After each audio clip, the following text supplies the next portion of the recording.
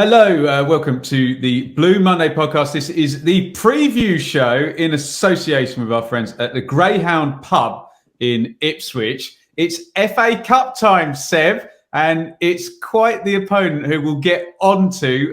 First of all, how are you going? I'm good, thank you, mate. Yeah, reunited again with you for the FA Cup. We lean on your championship experience and knowledge to make it sound a lot more knowledgeable than me and Rich just throwing numbers and stats into the air each week for the league programme. So, no, good to be here, and it's always better when Ipswich have battered somebody in midweek to lighten the mood on social media and everything, isn't it? Well, we'll do a little bit on that. I will say Burnley ain't going to be a championship side much longer, put it that way. But there you go.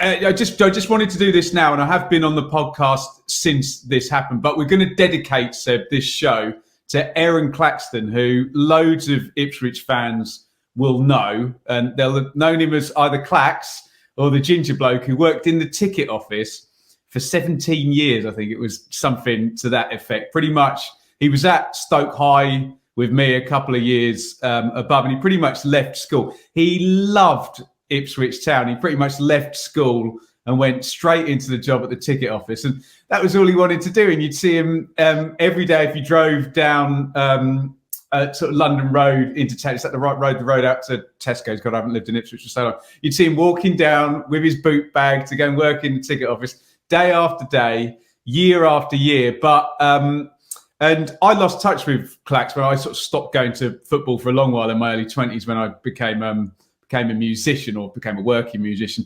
Chris, who's in our Telegram group, sort of has been friends with him right the way through and had sent a really nice message saying he first met him on the coach to Sunderland, which I would have been there in like 1998 or something ridiculous. And I know we irritated a lot of people from the back of those Galloway coaches, but Clax was on there every week, Seb. He was the life and soul of the party, maybe responsible for quite a few of the hijinks. And God, I just remember once me and him cutting across St Joseph's College when we shouldn't have to try and take a shortcut, and him having to leap over this fence. But he was a great guy. He absolutely loved Ipswich. He worked at the club for 17 years. Obviously, his job won't exist pretty much anywhere working in a ticket office anymore, will it? But we'd just like to, so for everyone who knew Clax, I bet 90% of our listeners have bought a ticket off him, those over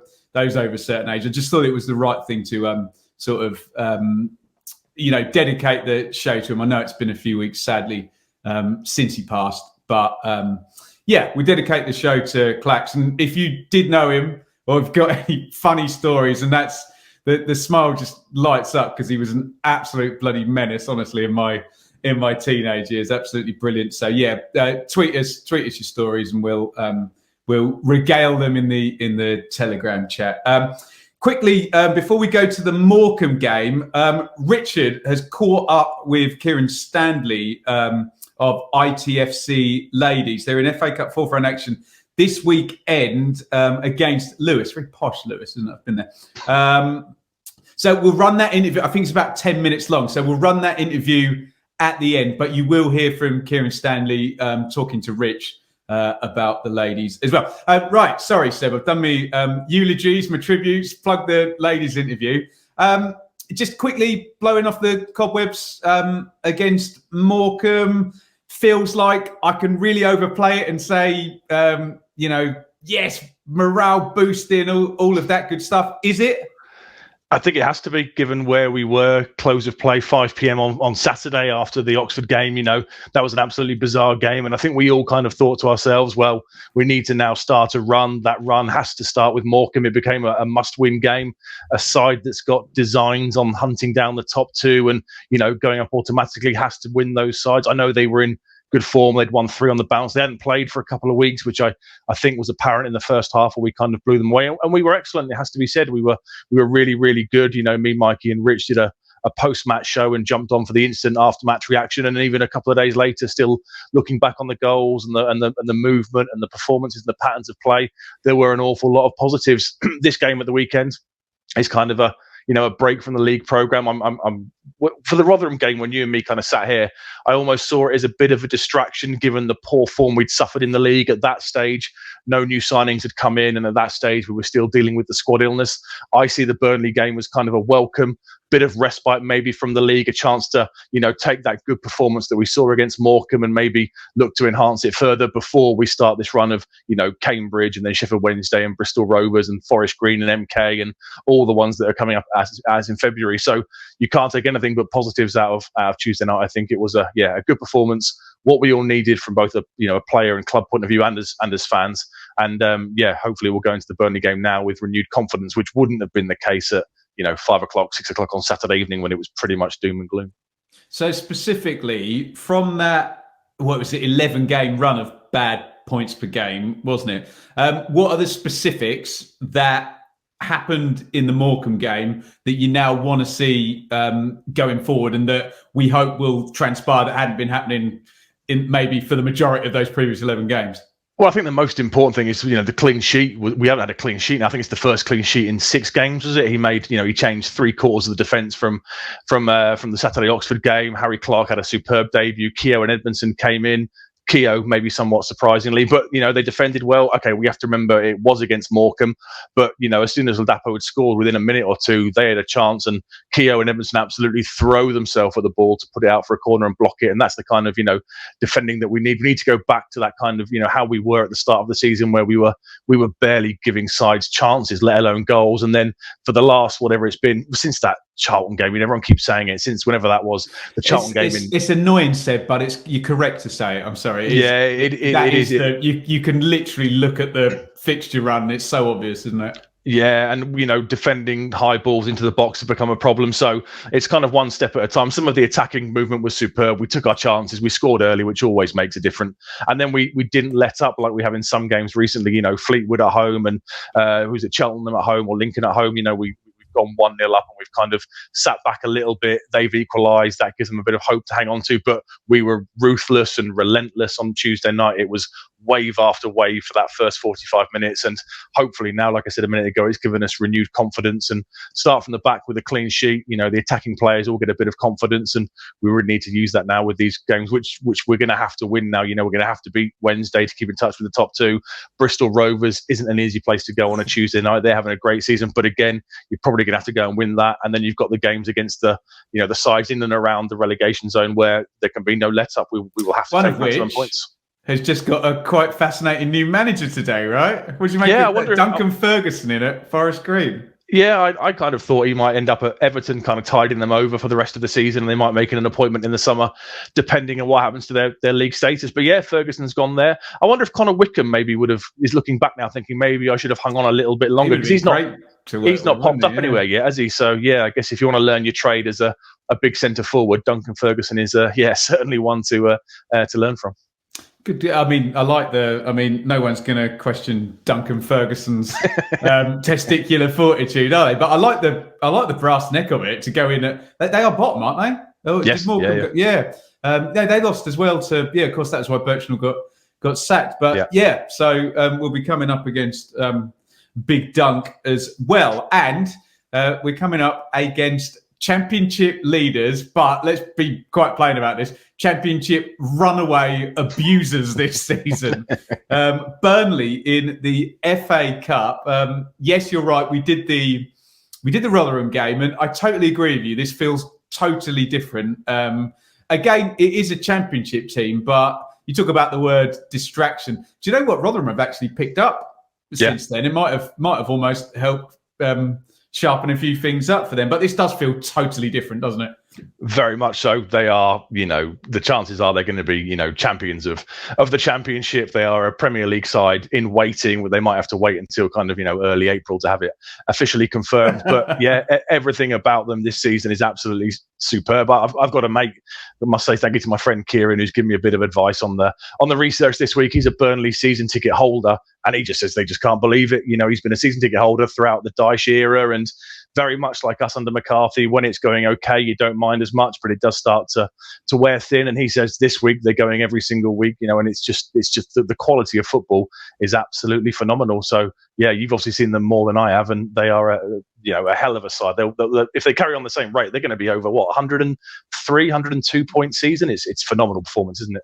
Well, and I think the most ridiculous stat, and I think these are league games, it's something like 13 wins in 14 games. It's utterly absurd. We can get the numbers out. I just want to come back to something you just said, because I'm absolutely fascinated at this this idea from the Burnley end, because the complete fantasy of Marcus Evans and Mick McCarthy was to be Burnley, wasn't it? Yeah. To go into the Premier League, to survive.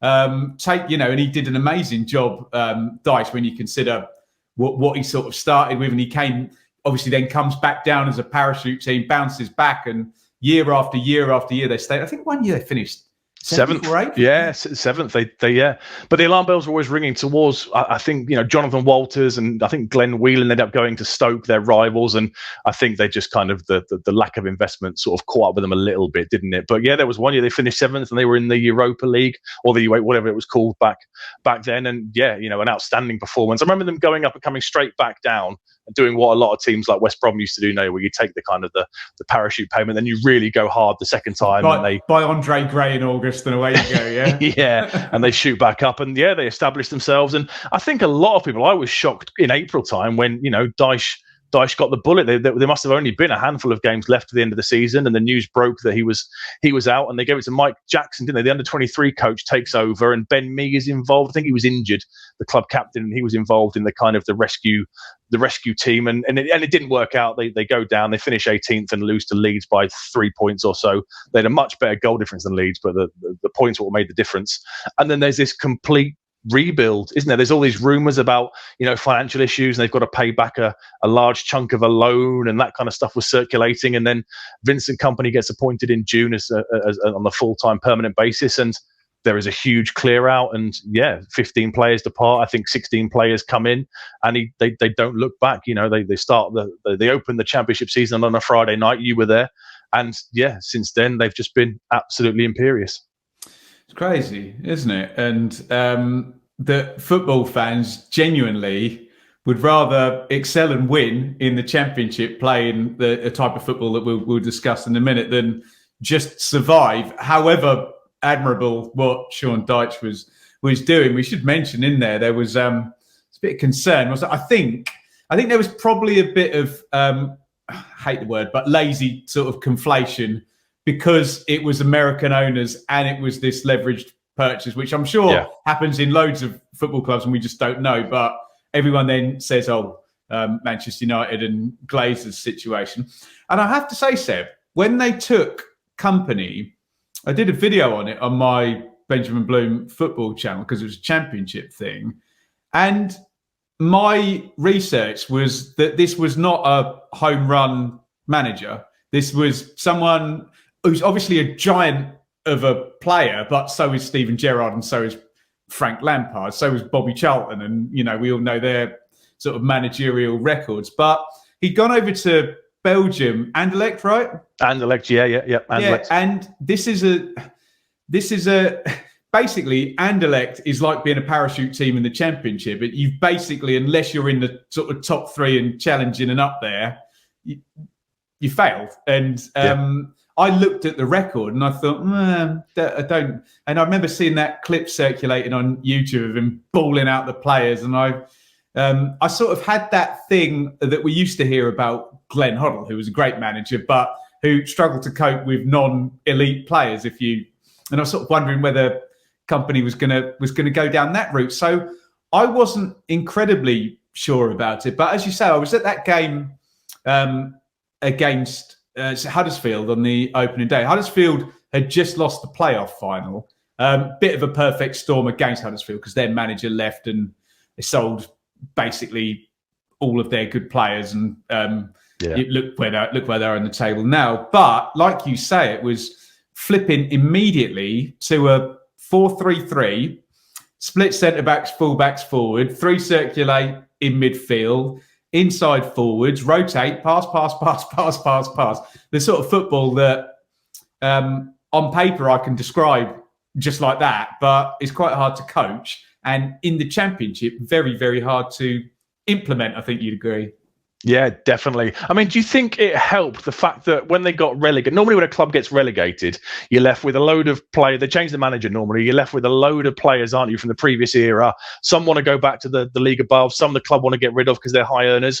When they went down, obviously Tarkowski, me, Nick Pope, they all move on, don't they? There's a bit of a clearing of the old guard, and they've continued that in January a little bit with some of the Dyche established players have moved on. Do you think that helped Kompany, that you could pretty much come in and have this kind of clean sweep? And he's obviously raided the Belgian market and the European market incredibly well, and got these kind of younger players. I just feel maybe that he had that natural advantage because of the contract situation and the fact that so many big personalities and big players who were kind of fully indoctrinated into how Sean Dyche played football for 10 years, suddenly they were all gone, and he kind of got a bit of a blank canvas to kind of say, go and do your stuff and tease it. Plus obviously it helps if you've learned your football trade under Pep Guardiola for the last 5 years before you go into a job, I guess.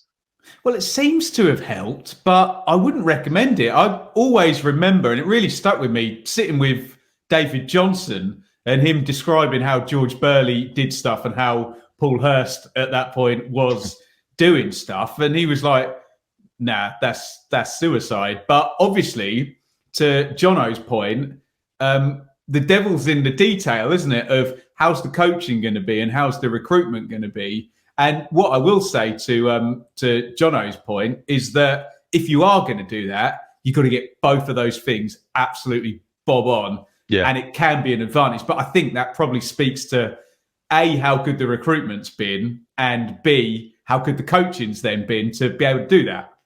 Yeah, very much so.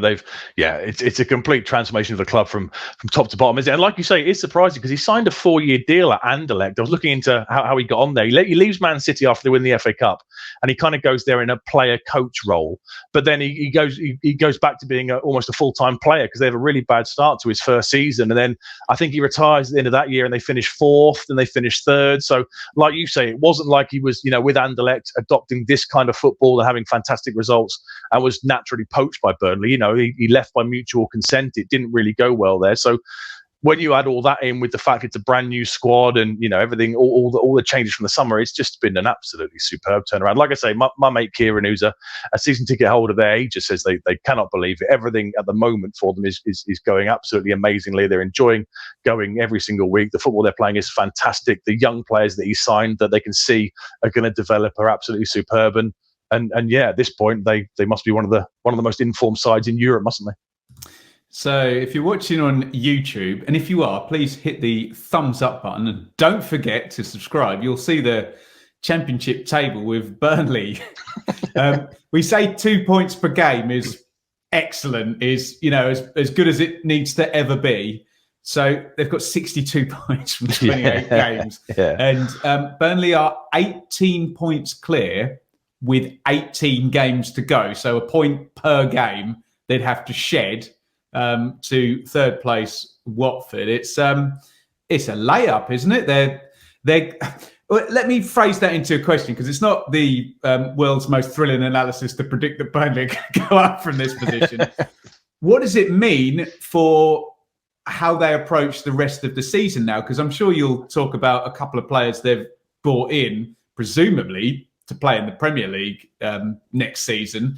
And how can they approach the FA Cup now, knowing that unless they have the most seismic of disasters, this would be they could probably not turn up for any games and still finish close to the playoffs for the rest of the season, couldn't they? But how do they approach the FA Cup, with that being said? Well, I guess like us, they'll have, one eye elsewhere. I've noticed their next game is a lunchtime kickoff away to Norwich next Saturday, isn't it? Yes. So, you've got a big game on the horizon with Norwich having hit a bit of form, unfortunately. Norwich hit a bit of form with Wenger's appointment. So they have got kind of, one eye maybe a little bit down the line. I guess we saw in the third round game, they played Bournemouth in the third round, and it was a bit of a mixture of kind of first teamers and squad players. And I guess that's similar to what they might do against us. You know, we might see players that need a bit of minutes. They've signed one this week who we'll come on to and discuss. They might look to blood them as a bit of a free hit, but they will very much be obviously focusing on the, you know, on the league. I guess when you're a player like Kompany who won, what was it, 4 titles, 4 League Cups, 2 FA Cups under Guardiola, that relentless winning mentality becomes second to none, and he will be, you know, driving that onto his players. They could be, you know, going into a game with 5 games to go and they might be looking to win the league at that point, but he will still be, you know, there won't be a whisper of taking things for granted. It will be very much, you know, we approach things, we do things the right way. I'd imagine he's probably very methodical and analytical like McKenna is for us. And I think the FA Cup for them will be, you know, a nice distraction. They might want to see it as a chance like we are. We're testing ourselves against the best of the Championship, a league we're hoping to get into. They might see if they beat us and they get somebody in the Premier League, a Spurs, a Chelsea, a Man United or whatever, they might see that as a real chance for them to be able to, you know, use that as a measuring stick for where they want to be next year. So I'd fully expect it to be an entertaining game, a decent game, both sides going for it, but equally with both sides just having one eye, you know, on fixtures on the horizon. Yeah, that could work quite well for the spectacle. Do you want to talk to me about the incomings? Because I'll pose that to you as a question. If you're Vincent Kompany and you're strolling away with the Championship and you're bringing in 3 players, to me, this feels like a lovely way to debut them, doesn't it? Yeah, definitely. It's almost a free hit, isn't it? A bit of an introduction to English football. Okay, we're not a Rotherham or a Wickham where it's going to be kind of blood and thunder type football, but it's a nice kind of almost like a free hit for them before they start this run of games. They've got Watford, Preston, Norwich, I think, in the next 3, so they have got some games on the horizon where they're going to want these players to be, you know, up to speed. And if you're coming in from, like, you know, the Belgian top division is going to be a very different style of football. So it's a bit of a free hit to blood them. They've made 3 kind of major acquisitions so far in January. There was one today as well, Michael Obafemi from Swansea. I think they've had a bid. They've had a bid accepted, I think, of 3 million. Sky News were reporting, but it's not finished yet. I guess if it is done by midday tomorrow, and I don't know if he played for Swansea in the 3rd round, if he was free, maybe he might feature as well. But Lyle Foster is the big one that's joined yesterday, I think it was, or Wednesday. He's coming for 8 million quid. South African lad. Yeah, the South African striker from Westerlo. He's come in from the Belgian league. Good age, good pedigree. You know, 8 million quid on a striker with he's one, like you mentioned earlier, that will have designs to play, you know, in the Premier League. He looks powerful. He looks pace. He looks like a good finisher. So I'd imagine we'll see him involved. They've signed a centre back. You have to forgive my butchering of this pronunciation. Hjalmar Ekdal. I'm going to go for. He's joined from a Swedish club, Djurgården. He's come in at the back to provide a bit of extra kind of stability. He's relatively young. He's 24 years old, so relatively young. And they've let a few go as well, like we said at the start. Ashley Westwood, one of the old guard, he's gone to the MLS to join Charlotte FC. Kevin Long's gone to Birmingham. Nice gig that for Westwood, isn't it? Hey? Yeah, I'd retire there. Yeah, yeah, very much so. A bit like when Tommy Smith went to Colorado for about 2 or 3 years. Do you remember? It's a nice. All we could discuss is that you're allowed to smoke weed in Colorado. That's the only reason I'd go. A nice change of pace and change of atmosphere. Matthew Lawton's gone to Huddersfield on loan, another one of the old guard, kind of a right back. And Luca McNally, him of the 95th minute Oxford equaliser. Oh, is that him? It's him, yeah. They signed him in the summer. He's gone to Coventry. I think it was today. He's gone to Coventry. We're recording this on Thursday night. He's gone to Coventry on loan for the rest of the season. So a bit of squad kind of alterations. I guess if Obafemi comes in, he'll be the kind of final piece of the puzzle they'll see for the rest of the season. And yeah, they're just adding, you know, young attacking quality to a very young attacking quality side in preparation for next season, aren't they? Yeah. So you think they'll go a sort of 1B team, do you? I think it'll be a bit of a mixture. I was talking to my mate Kieren, and he says the same thing. He thinks they'll do what they did against Bournemouth, which was kind of a mixture of, you know, squad players who need minutes and a few first teamers and a couple of people coming back from injury. So, I mean, their top scorers are Jay Rodriguez and Nathan Teller. They've both got 9 each, and he's not sure they'll be you know, featuring on Saturday given the games that are coming up. Ashley Barnes started as the lone central striker against in the 4-3-3 against still Bournemouth. find But him. you can still find him, 33 years old. My mate said he'd secured legacy history with Burnley because he scored twice against Blackburn this season, apparently. So and very Shahouzi. He scored and then literally barged someone into the goal after he scored. Completely unnecessary behaviour, but very Ashley Barnes.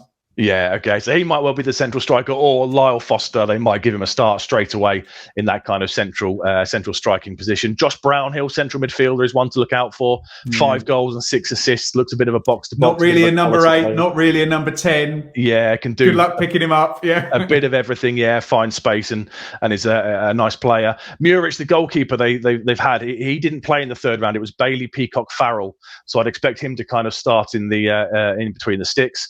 Ian Matson is a lovely player. He's kind of a left back / left wing back. 4 goals and 4 assists. Yeah, 9 big chances created. He's a cracking player. Not entirely sure if he'll start. If he doesn't, it will probably be Charlie Taylor, who I remember was signed from Leeds with a bit of fanfare. I think he was meant to be one of the next big things, and he's kind of been featuring at both left back and left centre back. Yeah, he's been covering Taylor Harwood Bellis, but this is before they've signed 2 centre halves. Yeah. But Taylor Harwood Bellis, I think he's got an injury, hasn't he? I think he's not featured. Yeah, he won't be. Yeah, a couple of weeks he's been injured for. And obviously Scott Twine, a name that we all know. He very slow start. Was it a hip injury? I think it was in September. Very limited appearances so far, but he announced himself last week. Was it the Friday night game or the Saturday night game? It was a nighttime game against West Brom, wasn't it? If you'd written, how will Scott Twine announce himself? Exactly what happened. He's going to bang a free kick in the top corner, right? Unsurprisingly, and we all remember that Swindon game where he scored that ridiculous goal from whatever it was, 40 yards, and the MK game at the start of last season where he obviously, I think he equalised. Yeah, the first equaliser for the 1-1. So he's barely featured. So I'd fully expect him to be involved as well. Him to start and get some minutes under his belt. So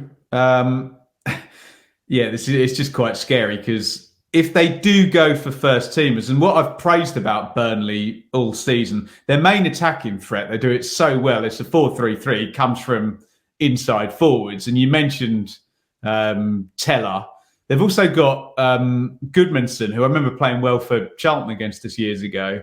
Got a lad called Benson as well, who cost a few million from Belgium. And you might well be right. This might be, unless they're really going to be really careful with Twine, and it's going to be 10 minutes, 10 minutes, 10 minutes, and we're going to do that for 4 or 5 games or whatever. But yeah, he could start as well, couldn't he? In the sort of circulating central midfield as well, Jack Cork and Josh Cullen, who we probably came up against. Maybe is he ex West Ham? And yeah, he is. Yeah, okay. West Ham, Charlton, and then he went out to Belgium. Go figure. And that's why they've got him there. But yeah, you're almost at the point where, I mean, what's your number? I think if they play 5 of their first team, no, it matters 6. If they play 6 of their regular strongest team, I think that's doesn't smell good to me. No. Yeah, I was hoping for sort of 3 or 4. I mean, but even when you put in the squad players, Vitino, who's been the right wing back, has been excellent. But even if Connor Roberts comes in instead, he's still a kind of a quality player, a quality upgrade in that position. So I'm kind of hoping for maybe 3 or 4 and maybe a couple of the new starters, the new centre back whose name I'm not going to pronounce again because I probably butchered it first time round. He might start, Lyle Foster might start, and hopefully it'll be 3 or 4 of the regular team. If it's 6, like you just said, then it could be a long, difficult afternoon, I think. A problematic afternoon. Okay, so the takeaway from that is Burnley are very good. They're having a great season. They play really good football, but there's always the caveat, especially with a new lad coming from South Africa or a new lad coming from Sweden, and maybe you play George Hurst. I'll talk to you about Ipswich 11, against the new centre half. But do you know what I was going to say? I think that Muric has got a rick in him with his feet, I have to say. But I think you're right. I think Peacock Farrell will play, won't he? So, So Burnley are very good. But it's the FA Cup, Seb, and it should be nicely open. What do you do? And I'm sure you've already thought about this if you're Kieren McKenna. I think, as we do with everybody, McKenna will just simply focus on what we do. We tend to go strong in cup competitions, don't we? There have been a few times, especially in the Papa Johns and the early rounds of the FA Cup, when it was Bracknell and Stuffy and Buxton. You look at the side and think, oh, that's strong. I'd be expecting a few more squad players to feature. The squad now obviously is massive. I guess he'll go strong, and he'll look to make changes around the 60-65 minute mark like we normally do, and it'll be a like for like kind of replacement. So whoever starts up front will come off and be replaced by another striker, and that's what I think he'll do. I mean, Hladky will probably start in goal because he tends to start the cup games, which is fine, absolutely fair. Clark is cup tied, he can't feature, so I assume Danassian comes back in. And then does he keep Keogh and Edmondson? Does he play Wolfenden? I think Wolfenden might come back in and maybe use it as a chance to give Edmondson a few extra minutes in the back line. Greg Lee, there was some people were saying that Davis was limping at full time on Tuesday night, so a great chance for Greg Lee to come in and get some minutes. One of Evans or Morsey probably needs a bit of a rest. I'm not entirely sure which one you would take out, and Humphreys will start there. And then the three behind the striker becomes a complete lottery, doesn't it? Wes Burns went off at half time. I don't know if he was injured. I think they said he had a bit of tightness in his calf or something. So Jackson may be there, Aluko in the 10, Chaplin left looking to break into the box, Hurst up front to get some more minutes, and then come 60 minutes you might see Edwards, Ladapo and Harness all come on. Broadhead can play, he's not cup tied. Him and Hurst were at Portman Road for the Rotherham game, and they were having their photographs taken in the ground by various members of the Blue Monday Telegram team, getting excited to see who was joining us, so they can both feature. So yeah, actually, can I just bury the Blue Monday team, because whilst you and I are sat here, we're going behind the curtain now, it's just Thursday night, they seeing friend of the pod, Ed Lay, playing the drums in Editors at the Cambridge Corn Exchange whilst we're here working, Seb. Someone's got to keep what are your thoughts on that? Yeah, someone's got to keep the show on the road, haven't they? Yeah, they're all out there on. And we should say thank you to Ed and the because it's a nightmare with the publishing, but you won't hear it on this show. But yeah, thank you to Ed for the use of the theme tune. Sorry, carry on. All I can think of when they're at the concert is either, do you remember the Inbetweeners episode where they go to their first gig? I can imagine it being like that a little bit. I'm not sure why. Or obviously the nightclub scene in The Office where they're all in there at 3 a.m. or whatever. I guess maybe it'll end up that way. But no, I think we'll do a mixture of squad players and then the kind of the ones that need minutes and stuff. But I think we might start relatively strong and then end up making all the changes at 60-65 minutes, because it's useful. We've got the week's gap to Cambridge. If there was a midweek game for us, then I'd be saying, okay, well, let's play some squad players and leave Chaplin well alone. But that 7-day gap before the Cambridge game is useful, I think, and that will affect McKenna's decision making. What do you think we'll do? Do you think we'll go strong and make changes, or will we see some players nowhere near it? Or I'll tell you exactly what we're going to do, Seb, after this word from our sponsors. Innovation Labs is business hub and co-working space with strategic locations across Suffolk. Our aim is to foster innovation, entrepreneurship, business growth, and the development of an AI centre of excellence in Suffolk.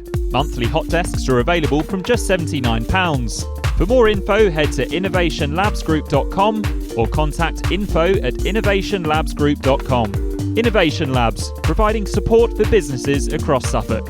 Locations in Stowmarket, Ipswich, Sudbury, Woodbridge, with more to follow. So to your point, Seb, there's a worry if you go 2 week and you've kind of laid out all the alternatives there. And, I'm not having a pop at any of these players, but if you are going Hladky, Keogh, Lee, Humphreys, great player, but he'll get the runaround against Jack Cork or Josh Cullen or whoever ends up in there for Ben. I do feel in the back of Kieren McKenna's head is going to be, if I go 2 week, I could lose 3. Yeah. And all of a sudden he gets Vincent Kompany's team sheet in and it's strong and, you're 3 down at half time or whatever, and it could go. Do you think that will be in the back of his head that you've almost, and I think the boys in Telegram were saying they've sold 23,000 tickets as well. Yeah. I know you don't select a team based on the size of the crowd or the audience or what have you, but I almost feel that he he's going to avoid going too weak for that reason. It's not third round; it's the fourth round as well maybe. now. So I think there might be one or two names. Do you think this is just wishful thinking? There might be one or two names stronger than. I know you were laying out all the potential positions, but when you go through all the backup slots, I think that team will be well beaten by a 1B, 1C Burnley team, won't it? Yeah, I mean, this isn't 2015. Do you remember we went to Old Trafford under Mick and must have been the League Cup, mustn't it? Peter Malarchik. And Josh Yorworth were the centre backs, and then who was that Aussie guy we had? Tommy Orr. Concussion. Tommy Orr, great show. Yeah. And then their team sheet came in, and Rooney was starting, and it was a nightmare, wasn't it? But we won't be looking at those kind of team selections. And I guess I see what you mean. Yeah, you go ever so slightly stronger, and also we've got to keep this kind of goodwill and use it as a chance to build momentum. If we were to lose 1-0 or 2-1 but put in a really good performance, no one's going to be complaining, and it's not going to go back to the doom and gloom that we had after Oxford. You can use it as a decent measuring stick, and you can use it to kind of benchmark some players who you think are going to be on the journey with you, hopefully next year further up a league against an opposition which in reality is going to be in the Premier League come next season. And I don't think that you can kind of lose if you perform that way, whereas like you say, if you make too many changes and it's a 4-0, 5-0 run around and they ease off for the last half an hour because the job's done, then we might just see a few kind of utterings and murmurings of discontent again. What do you think the fact that there's a clear training week after this and the following week after Cambridge, will that make any difference? Well, that's what he's done in previous weeks. He doesn't like to leave players 2 weeks without a game. So the Morecambe game helps because if Davis, for example, doesn't play, it's only going to be like a 10-day kind of rest period, isn't it? If there was no Morecambe game, I would figure that even the likes of the players I said need a rest, like Morsey, like Davis, like Burns, would probably start and then come off. I guess that Morecambe game makes things slightly easier. But even so, if he starts some of the first teamers, I would expect a raft of changes at 60 minutes. Like we saw the other night, there was a triple change, wasn't there, in the 55th, 60th minute, I think it was. A triple change happens, and I think that's what we will do, kind of, similarly, to get minutes in the players that need minutes, but to go strong, put on a good performance against a really great benchmark test, and see how we are. I did a show today with Norwich City BBC Radio Norfolk commentator Chris Gorham, which will get loads of boos in the chat, but he's a lovely fella. He predicted that. I'm spoiling my own prediction show here. He predicted that he thought it'd be really open, and he went 3-2 Burnley. And my response was, I think Portman Road, if we give Burnley a game and score, will actually almost accept that. Yeah, I think so. Yeah, like I said a minute ago, I think if it's a narrow loss, but we've played well, created chances, scored a couple of goals, I think, whilst we'd obviously be disappointed to be out of the cup, there are ways in which obviously you can exit competitions, aren't there? And if we do that and we look half decent, then yeah, happy days. I think it'll be a pretty attractive game. I mean, two short passing sides. I've got some very brief stats. They average 446 passes per game. Every 45 minutes. Yeah. And we are 449. So, from a short passing point of view, it's almost identical. So expect two sides that like to kind of play the ball out, triangular passing, fullbacks bombing forward. It could be a really, really exciting open game.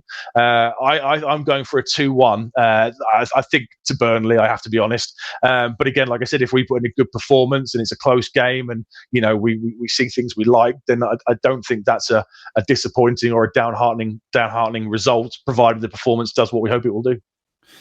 Are you worried? Because I'm just racking my brains. Since Kieren McKenna's been the manager, has there been a game where we just haven't seen the ball for 15 minutes? 32% possession or something. It just hasn't happened yet, has it? No, it hasn't. It's not what we're used to at all, is it? So that's another good test for them to kind of learn, because if we were to go up and face the likes of Swansea or other sides that keep the ball one level up, you're going to have to add that to your locker as an option. That's something we're not used to. We're pretty much top, along with Charlton and stuff, for all the possession stats in League One, aren't we? So that's another thing they're going to have to get used to. But that's not necessarily a bad thing. It can't be a bad thing to have that in our locker in case we have to go away somewhere in a playoff semi or a big game towards the end of the season, and we can use it as a bit of practice to sit back and look to break lines quickly and exploit the pace in the team to work ourselves up the pitch. I did go for a 2-0 to Burnley in my predictions earlier. If Ipswich win this game, what does that look like? How will that happen? How I'm struggling to see it because I've just studied Burnley so much this season. But it's the FA Cup, for God's sakes. What does that look like? Anything could happen. If it were to happen, that would be absolutely phenomenal. They would have to have a raft of changes and have a very off day versus us being pretty much impeccable. You know, we would have to play like we played that first 45 minutes against Morecambe, and they would have 2 goals quickly, perhaps. Get ourselves ahead, get the crowd behind us, and then maybe sit back and kind of absorb a bit of pressure before looking to hit them on the counter attack. If that were to happen, if come 5 o'clock on Saturday we're into the 5th round of the cup, then that's phenomenal. You know, when was the last time that happened? That would be an absolutely superb. We'd all get excited about the draw again. I think the only disappointing thing, I think the 5th round is midweek, if I remember correctly, which is a bit of a downer. But to be involved in it, is there no replays in the 5th and 6th round? Am I right about that? I'm not sure. I couldn't tell you. Well, that's a good point. What we definitely don't want is a replay, because not even entertaining it. No, that's the week between Cambridge and Sheffield Wednesday, isn't it? That would be the Tuesday or the Wednesday, a trip up to Lancashire. So that's the absolute. I would advocate playing all the reserves if that happens. That's the absolute option we do not want. No, if it's 90, if it's a 90th minute and it's 1-1, I'd expect hopefully to see Morsey just 2 foot somewhere in the box, give away a penalty, and be done with it. We referred back to the Sheffield United Ipswich game where Mick gave up with 20 minutes. Fine, whatever. I'd expect that kind of scenario. A replay is the absolute no. That's exactly what we don't want. Hopefully it's settled at Portman Road within the 90 minutes on Saturday. One question I meant to ask you, I forgot to do it earlier. We discussed on that live show, me, Mikey, and Rich. We discussed, can you think of a side which has transitioned so quickly from perceived a negative style of football to a positive style of football, and just made it look so effortless and been so good with it? We were struggling to come up with a side that could compete with Burnley on that level, because we've often seen sides go from positive football and they change it to a more negative, pragmatic style, and it goes very wrong, as you know, we've kind of been victims of sometimes. But we couldn't think of virtually any examples the other way around to go from poor to exceptional so quickly with instant results. I think Bielsa was mentioned by Mikey, but that was going to be my go-to. Oh, sorry, I've stolen your thunder, haven't I? No. What I would say is we come at this question with admiration for Sean Dyche, of course. Oh, I think, very much so. I think they did amazing, and if you look at the balance sheet, they did what they needed to do, didn't they?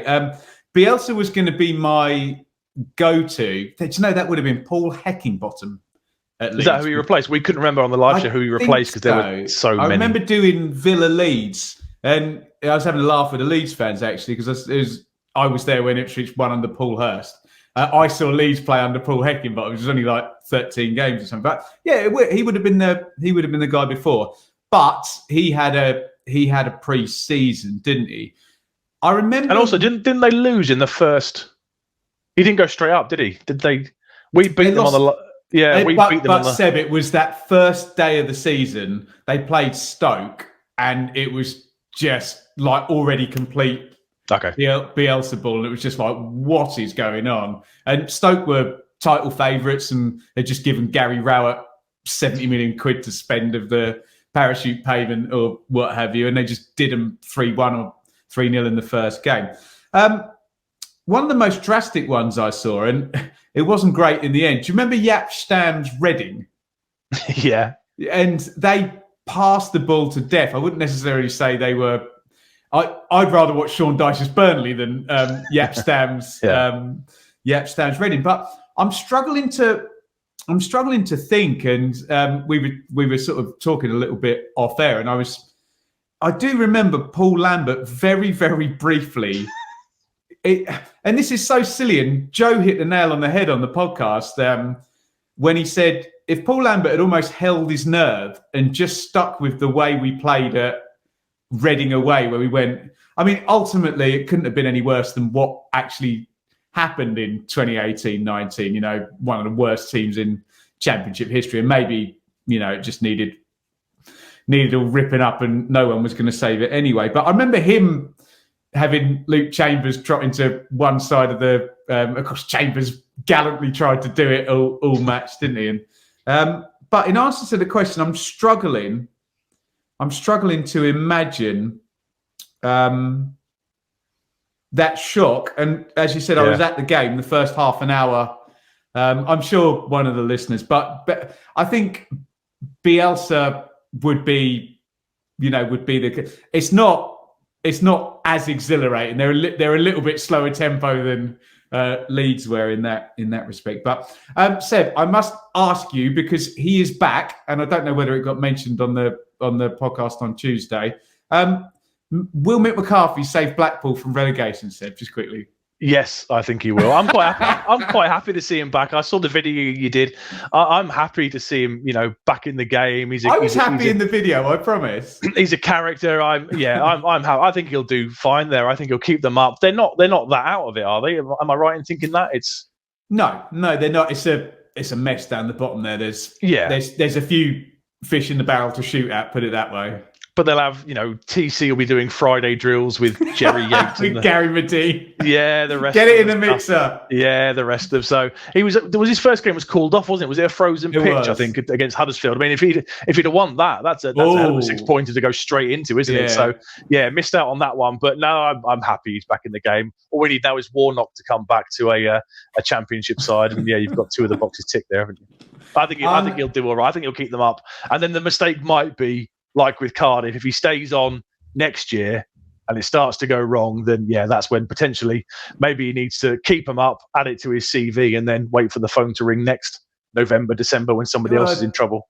I suppose the stock goes up, and Mick's timing was always good up to a point. I think he's got quite a lot to prove, I have to say. I listened to Ali and George on Not the Top 20. It sort of bigged him up quite, as if it was kind of going to be a bit of a home run, this run. And I do remember Cardiff, started well, missed the playoffs, and then absolute disaster. And Cyprus before that, Republic of Ireland before that. Then we're back into last 3 years with us, not very good first 3 years of us. And you're into 2015, 16 sort of time. It's a long time ago. So I'm going to be watching with great interest. Right.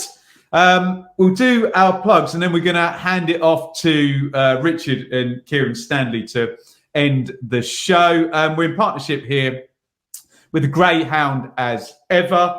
Telegram group said just goes from strength to strength, doesn't it? I literally know every time I want to, and I must admit, I turned notifications off on my phone about 6 months ago to try and stop my brain from frying, but I do go on and I can press the Telegram button, and I always stop, have a read, and just a really good place to chat Ipswich Town, isn't it? It's excellent, after some of the the vitriol that we saw on Twitter after the Oxford game last week. It's a nice little community where, don't get us wrong, we discuss things we think are wrong, but it's always done in a respectful manner with insight and considered response. And come and give it a go. You won't lose anything. It's a 2-week free trial, then a paywall kicks in, but it's only a $5. We've seen some, I think 5 or 6 new members join in the last week to 10 days or so. So it's growing even further. So please come and join us, give it a go. 2-week free trial. We've got about 6 or 7 groups. There's the general Ipswich Town one. There's a match day one, which is great. We open it up on sometimes on a Friday night, and then that keeps going until the early hours of Sunday. We've got an ITFC Women one, an ITFC Academy one, a general football one. Some of us sat there watching Arsenal Man United last week on Sky, and the chat's going. It's just it's great. If you want to escape from some of the other social media and stuff, come and join us. You won't lose anything. 2-week free trial. And the numbers prove once people go there, they tend to stick around. So come and give it a go. And you can still have your opinion in there. We don't police any. If someone wants to come in the Telegram and say they think Kieren McKenna's not the right guy and is doomed to failure, we'll listen. We just take out the outrage that's all around, and we just discuss it. So there's a debate. People. Don't get me wrong. It's certainly not. I don't think that, by the way. I just want to distance myself from clip that bit with no context and put it out. There's disagreements all the time about playing styles and results and personnel and squad and tactics and stuff, but it's always done respectfully in a nice community feel, and yeah, come and give it a go for reasoned football debate, which is not what you get sometimes on some of the other social media sites. That was what I was trying to say. You can buy some merch at bluemondayitfc.co.uk. I'm going to be back on the Flagship with Richard, and I think we need to preface him with the great David Diamond will be there as well. So if you are headed down to Portman Road, should be a good one. Do you think Kieren McKenna is going to use this psychology in any of the team talk of, right, you think this is a big club, you want to go into the Championship, here's the best team in the Championship, go on then, show me. Do you think that's going to come into the psychology at all? Maybe, potentially, because it is a great test for us. If it had been a couple of weeks ago, I think they were the top scorers in the Championship and we were the top scorers in League One. So I think when the draw was made, it was the two hotshots going head to head. It is a great chance. If he says that to the team or not, I don't know. But if we want to get where we are going, I've noticed today as well, a couple of the owners have come across. I think Burke Bakai and Brett Johnson were pictured. No pressure. Yeah, exactly. They've added another level of pressure to the game, maybe. So if we want to get to that level, these are the kind of sides that we're going to have to play against. Okay, maybe not a side as good as Burnley every single week, but it is an absolutely great test for us. Rotherham was a test, we said at the time, and we passed that one with flying colours, albeit, okay, they weren't in a great run of form and they just appointed a new manager. This is a much more stable club that's absolutely Blackburn flying. 4-0 the next week. Yeah, this is a club that's absolutely flying, and if we want to get on this journey where hopefully Game Changer are going to take us, this is a brilliant test for us. I don't think, unless it's like 5-6-0, I don't think we can really lose on Saturday if we put in a decent performance. Famous last words. Yeah. Dear oh me. Seb, absolutely fantastic stuff. Where can people find you on Twitter? Brown S08, but come Telegram, it's much nicer. Oh, there you go. Yeah, there you go. And we're going. Don't do the normal outro now. I've got to go to the interview. So this is. I'll say goodbye now. Thank you everybody for watching. Remember, we dedicated this show to the memory of Clax, Aaron Claxton. So do let us know if you've got any good memories from our ticket office legend, who's sadly no longer with us. And we will wrap up now with an interview with Richard did with Kieren Standley, previewing the ITFC women in the FA Cup 4th round against Lewes. We welcome back to the pod for fans of ITFC women and fans of, Connor in Brisbane. This one's for you.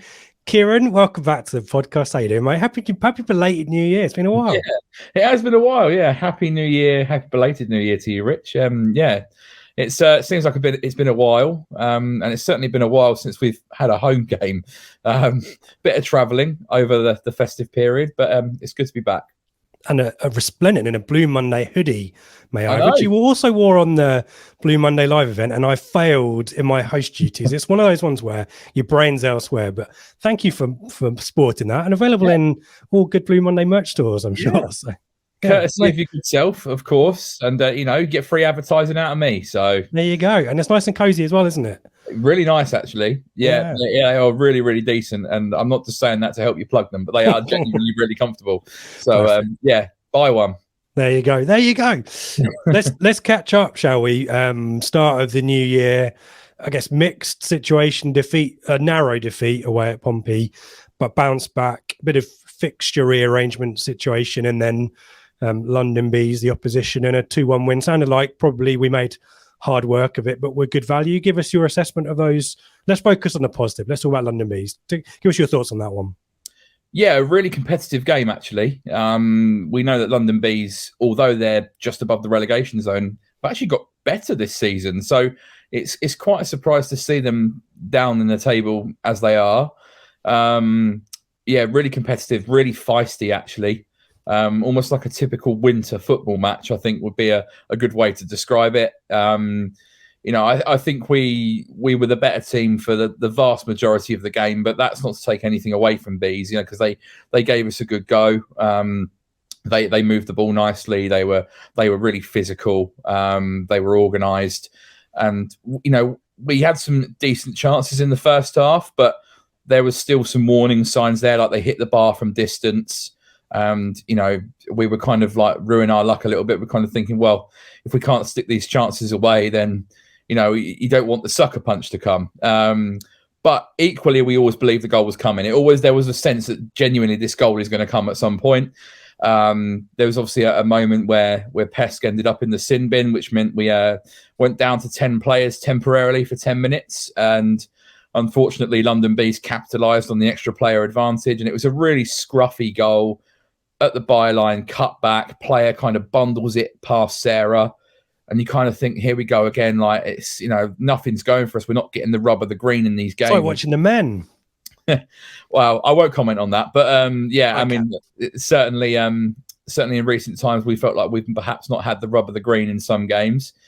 And but an amazing response and an incredible show of character from the team to level just 7 minutes later. A great cross from the left from Anna Gray, who's been in sensational form all season. And Tash arrives to slam home her 10th goal of the season. Couldn't really miss, but a great run and a good finish to bring us level. And then it was always a case of, I think we were looking good value to go on and win the game. And, we regained that control, put them under a lot of pressure. And then a good corner from Laff. And this is a bit of a bizarre goal, really, that's ended up winning the game. And, everyone will know, the journey of the return to injury for Sophie Peskett's perspective. She spent over a year out with injury due to a torn ACL. And I'm sure she has thought in her head and dreamed of the first goal back being a really good finish. But the ball's come into the box. Tash has challenged one of the defenders. The goalkeeper's come out to punch it, completely missed it, and it smacked Pesk in the face and gone in. Now, sometimes you just need a bit of luck where it goes in off someone's backside, their thigh, their shoulder, whatever. And this time around, it's gone in off Pesk's face, and it's won us the game. And although I'm sure she would have hoped for a better first goal back, I'm sure she'll be taking it. You've got to be in the right place at the right time, Kieren. So, there is skill in there, albeit fortuitousness about how it ended up with her. But yeah, that's brilliant. And I'll say it so you don't have to. The show of character that I guess we were hoping that we would see against Oxford from the men on Saturday. But yeah, it is struggling. It's a struggle, and the confidence sometimes is not when you're so on top. The goal comes. But the team have bounced back there and shown real fighting spirit, haven't they? And 100%. Sounds like deserved in the end. Yeah, absolutely. And there was a genuine belief, even when we went 1-0 down, that we were going to get back into the game, and the players kind of stood tall and rose to the occasion. And I think there were certain players in the team that were driving forces for that. I think Kyra Robertson in particular was absolutely phenomenal on Sunday against London Bees. Absolute general in that midfield, and her among a few other players, and the team even as a collective as well, just thought, we're not going to be fazed by this. Great character, got back in the game, and then go on and win it, and that's the sign of a good team. Yeah, exactly right. And putting the Pompey result out of the way, and also coming from behind as well.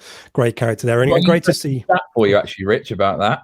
It's the first time we've come from behind to win a league fixture since October 2019. Wow. Now, I mean, that shows because we're generally in lead, though, aren't we? Yeah, it's you can take it one of two ways and saying, we're not coming from behind, when we do go behind. But, we genuinely take the lead in most games. So, there's been obviously a few occasions where we have gone behind, and unfortunately, we haven't been able to go on and win the game.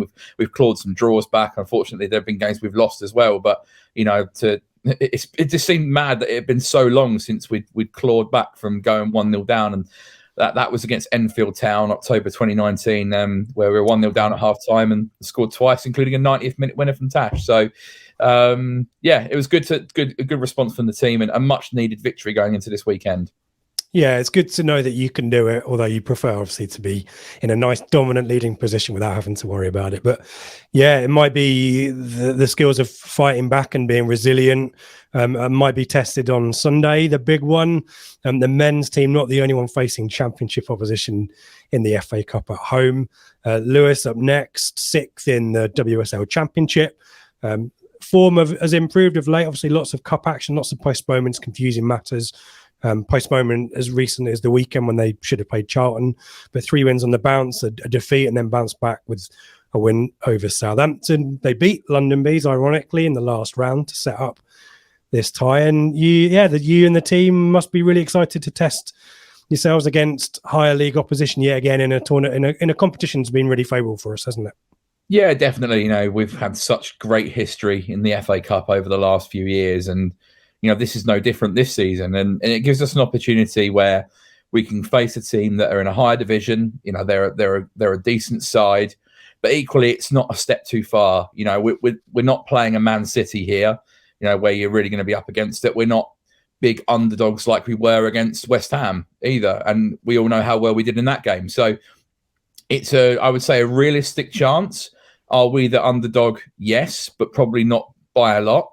And certainly on our day, we're capable of matching anyone. And it's a really exciting tie and a really exciting test, because ultimately we're trying to get into the Championship. We're doing everything we can to get into that division.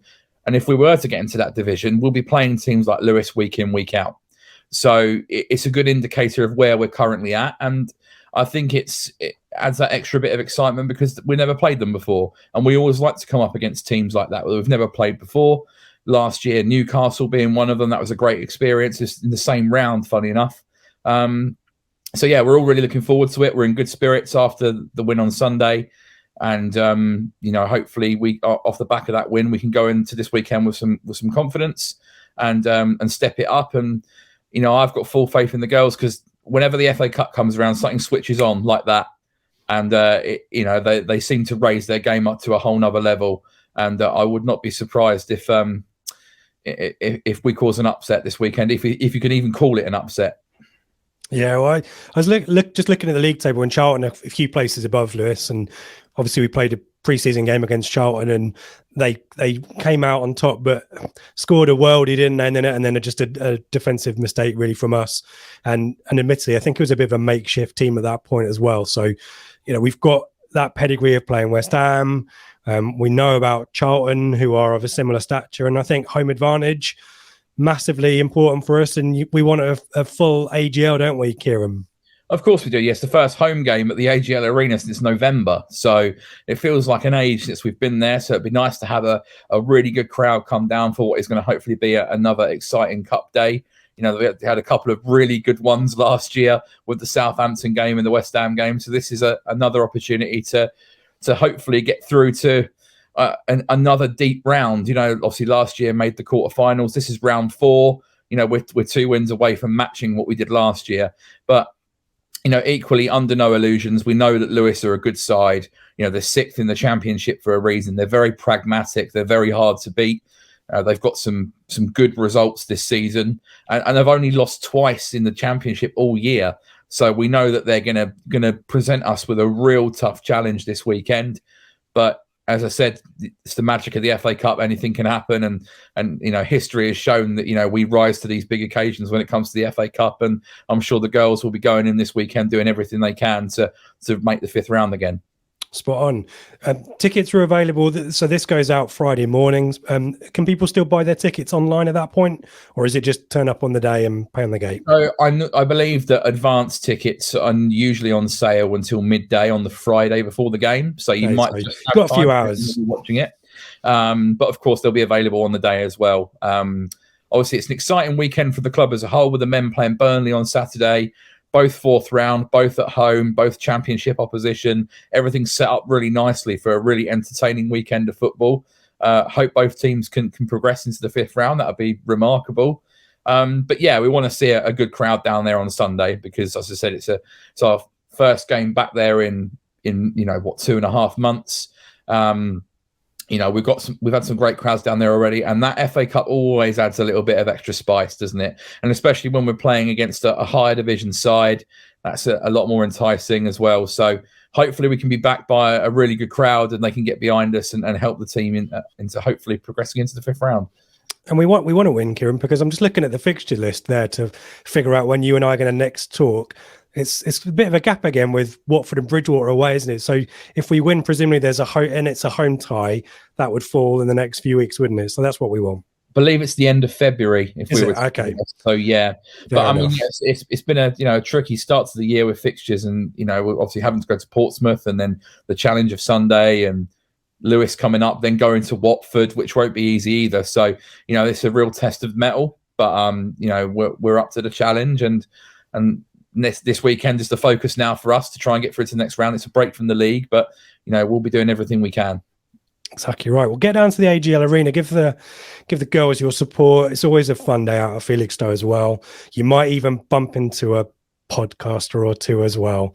And certainly Kieren will be there as well. Thank you, mate, for giving us the rundown on all things ITFC Women. All the best to the team on behalf of everyone listening and watching, and obviously our team as well. And we'll no doubt speak soon, hopefully not too long into the future. But next home game, we'll no doubt have a chat. Absolutely. Thanks, Rich. Good to see you.